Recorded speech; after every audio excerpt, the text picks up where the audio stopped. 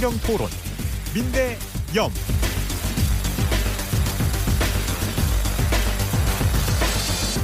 성경 속 진정한 해답과 공감을 얻어내는 논리와 비논리의 티키타카 배틀토론 성경토론 민대염. 금요일마다 매주 함께 하시는 민대염의 패널 소개합니다. 차분하고 따뜻한 감성토론의 대명사 민유한 전도사님, 그리고 촌철살인 염진호 전도사님 나와 있습니다. 어서 오세요. 안녕하세요. 촌철살인 이제 뭐 깨방정 이런 거 같이 넣어야 될 것 같아요. 아니요, 촌철살인으로 해주세요. 그게 멋있어요. 네, 오늘 두 분이 나눌 성경토론 주제 공개합니다.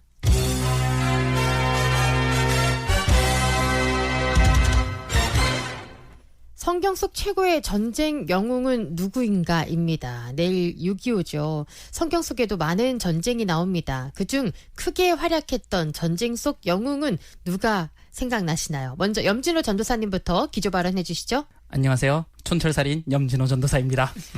시고 백전백승 비선지선자야. 부전 이굴 인지병 선지선자야. 뭔가요 이게? 백전백승에서 잘하는 것이 아니라 백전백승이 잘하는 것이 아니라 싸우지 않고 이기는 것이 잘하는 것이다.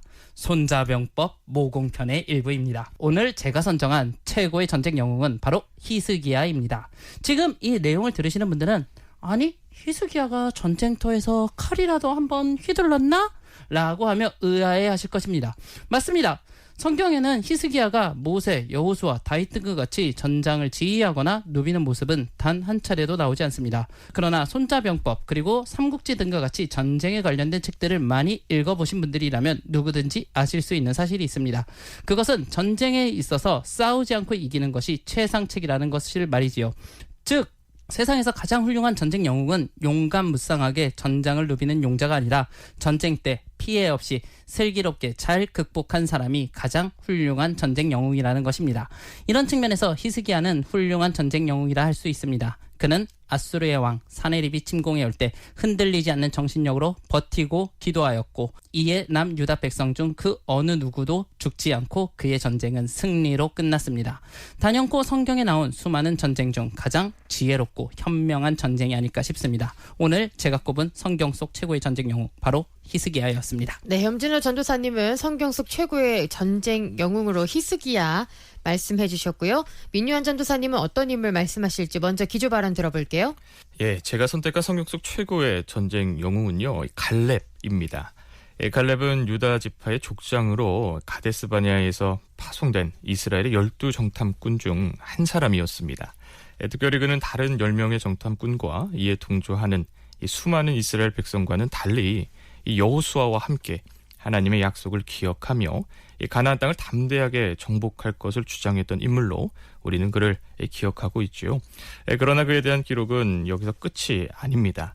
그는 가나안 땅에 들어간 뒤에도 그의 나이 85세의 나이에 모든 사람들이 두려워했던 헤브론 땅에 장대한 자들 곧 아낙 자손의 산지를 솔선하여 정복하고 또 분깃을 쟁취함으로써 하나님의 언약을 성취시켜가는 믿음의 일꾼이자 전쟁의 최고의 선봉장으로 당당히 우리에게 그 용맹함을 나타내고 있더라는 것이지요. 이와 같다면 성경 속 과연 누가 그를 앞에 두고 전쟁 영웅이라 말할 수 있겠는가?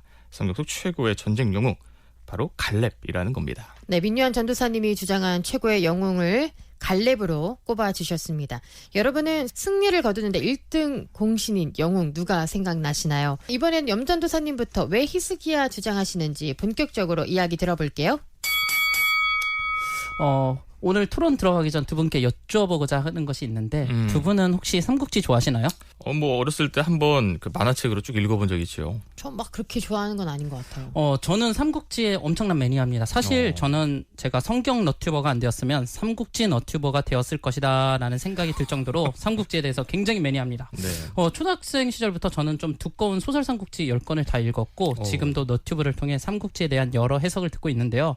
흥미로운 것은 어린 시절 읽은 삼국지와 성인이 돼서 읽은 삼국지의 느낌이 조금 다르다는 겁니다. 어떻게 다르죠? 어린 시절 삼국지를 읽었을 때는 관우나 장비, 주자룡이 창을 휙휙휙 쓰면서 적군을 물리치는 모습이 참 인상 깊었는데 군대도 다녀오고 점점 시간이 지나서 성숙해지다 보니까 그 사람들보다는 외교, 단판으로 위기를 극복한 사람들이 멋있다는 것입니다. 실제로 제가 아까 말씀드린 손자병법에서도 전쟁 없이 이기는 전쟁, 자국의 그 어느 누구도 희생당하거나 무기 하나 소비하지 않는 전쟁, 그런 전쟁이 바로 최고의 전쟁이라고 하였습니다. 그래서 무기 하나 없는 전쟁을 최고의 전쟁이라 할 수 있을까? 봐라. 내가 이럴 줄 알았어요. 내가 이 삼국지를 만화로만 보신 분들은 다 이렇게 생각을 하세요. 그러나 이 삼국지를 오랫동안 깊이 연구하신 분들은 지금 제가 드린 말씀이 무슨 말씀인지 아실 거라고 생각합니다. 이런 측면에서 저는 히스기야는 최고의 전쟁을 치른 왕이 아닐까 싶습니다. 왜냐하면 그는 아수르의 침공을 단 한 명의 병사의 희생도 없이 막아낸 장본인이기 때문입니다. 이 당시 상황을 말씀드리면 이렇습니다. 고대 근동 지역의 대부분의 국가를 무력으로 굴복시킨 제국이 있었습니다. 바로 아수르라는 국가였습니다. 당시 아수르는 14 군사 원정을 다녔을 정도로 전쟁을 자주 일으켰고 그 결과 북이스라엘을 비롯한 여러 나라가 멸망당하였습니다. 이후 아수르의 다음 목표가 정해졌는데요. 바로 히스기야가 있었던 남유다 국가였습니다. 북이스라엘에 비해 국력이 약했던 남유다는 순식간에 예루살렘 성을 제외하고 모든 곳이 점령당했습니다. 마지막 그리고 예루살렘 성을 점령당하려던 찰나 히스기야는 우선적으로 아수르에게 금으로 조공을 바칩니다. 적군한테 금을 바쳤다니 이거 비굴한 거 아닌가요? 이 당시 세금과도 같았던 거죠. 큰 나라에게 작은 나라가 이젠 세금을 계속 바쳤었던 것. 이건 이 당시에 조금 흔히 있었던 일이었습니다. 그런데 아수르의 왕 사네립은 이 금 조공을 받고서도 계속해서 위협을 하였습니다. 그들은 예루살렘 성을 위협하였고 조만간 이젠 그 공격이 시작될 것입니다. 그렇게 될 때 예루살렘 성은 약탈당할 것이고 또 많은 이들은 죽음을 당하게 될 처지에 놓였습니다. 그러게요. 이 정도면 히스기야 완벽한 실패인데요. 그렇죠. 그런데 진짜 멋있는 건 이 실패를 다시 성공으로 바꾸는 히스기야의 마지막 카드가 있었다는 것입니다. 절체절명, 풍전등화와 같은 상황이었습니다. 이런 때 히스기야는 공성을 대비한 것이 아니라 어떠한 대꾸도 없이 이사야 선지자와 같이 하나님께 기도하였습니다. 그렇게 되자 상황은 금세 역전되었습니다. 당대 최고의 군사력을 가졌던 아수르의 18만 5천의 병사는 하루아침에 죽었습니다. 수많은 지역에서 수많은 이들을 학살해오던 이들이 하룻밤 아침에 모두 죽게 된 것입니다. 성경에서는 이 사건을 하나님의 사자가 아수르 진영에서 그들을 치셨다고 하였으며 역사학자들 또한 알 수 없는 전염병 혹은 패스트로 인해 그들이 갑자기 죽었다고 하며 아수르 병사들의 죽음이 역사적 사실임을 증언해주고 있습니다. 이 정도면 전쟁에서 기도했다.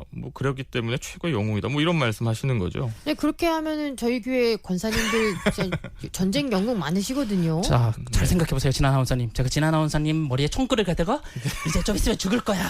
빨리 항복하면 내가 살려줄게. 이러는데 기도하실 수 있으실까요? 이러시는데 기도하실 수 있는 권사님들 있으실까요? 너무 연기가 더러워.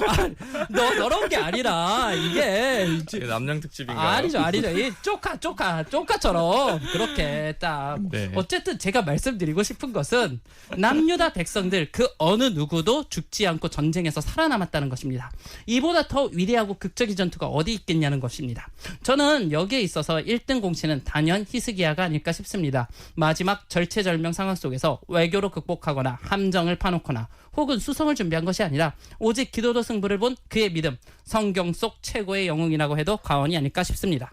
그래요. 하여튼 히스기야가 성경 속 최고의 전쟁 영웅이다. 이런 말씀 해주셨죠.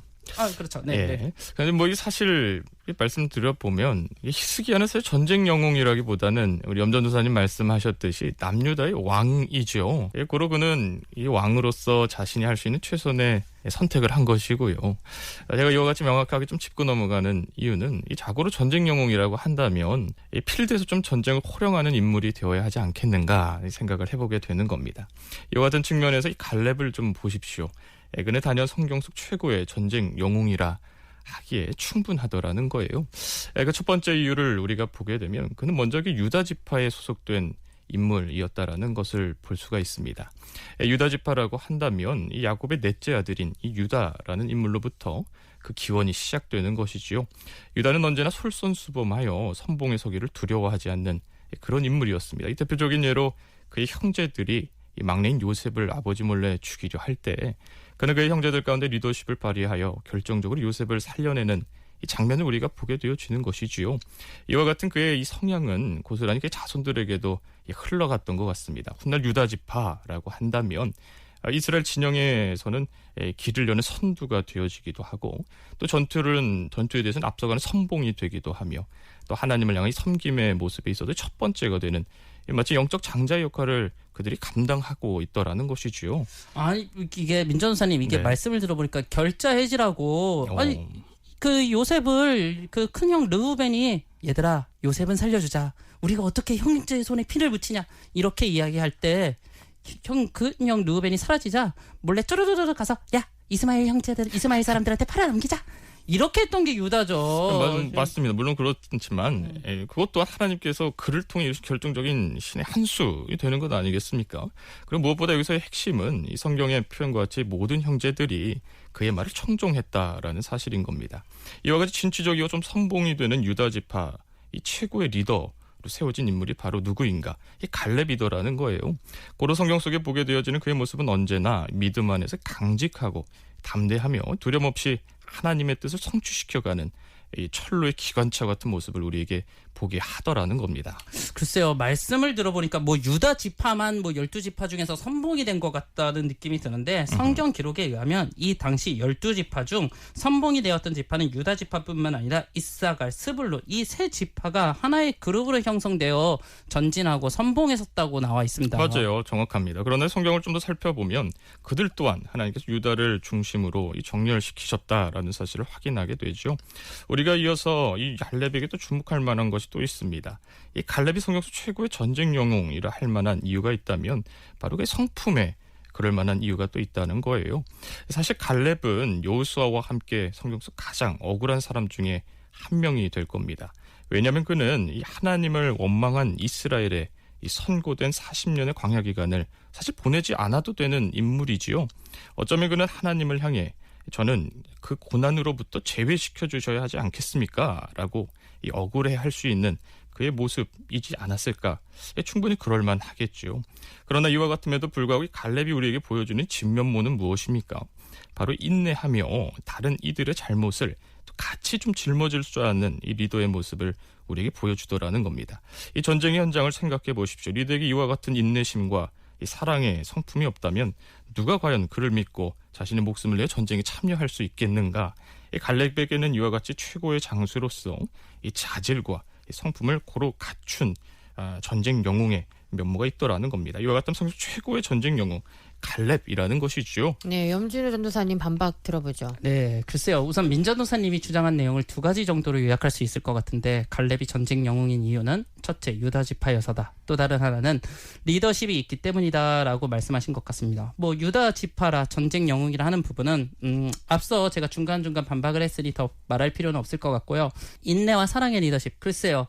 만약 그가 그렇게 리더십이 좋았다면 하나님과 모세가 후계자로 여호수아가 아닌 갈렙을 세우지 않았을까요? 민전도사님이 말씀하신 갈렙의 리더십, 제가 봤을 땐 여호수아랑 딱히 큰 차이가 있어 보이지 않는데요. 뭐 앞서 말씀드렸듯이 여호수아 또한 모세를 이어 이스라엘 리더가 되는 인물이지요.